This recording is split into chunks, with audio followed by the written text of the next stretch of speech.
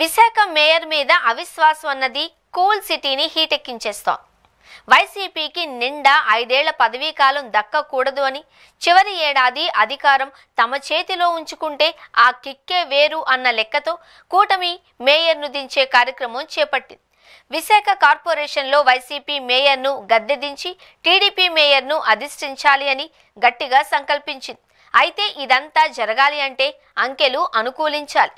కూటమి గద్దెనెక్కాలి అంటే మేయర్ మీద పెట్టిన అవిశ్వాస తీర్మానం నెగ్గాలి.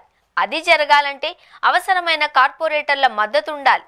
కూటమికి దాదాపుగా బలం ఉంది, కానీ తేడా వస్తే 2-3 కార్పొరేటర్ల అవసరం పడుతుంది అంటున్నారు.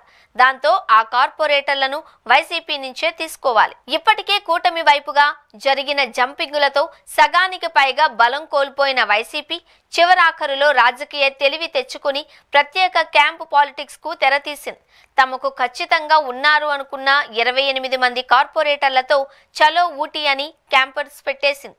దాంతో కూటమికి అవిశ్వాసం నెగ్గేందుకు అవసరమైన బలం దక్కుతుందా, వైసీపీ నుంచి ఇంకా ఎవరైనా చిక్కుతారా అన్న పాయింట్ ఇప్పుడు విశాఖ రాజకీయాలను ఊపేస్తోంది.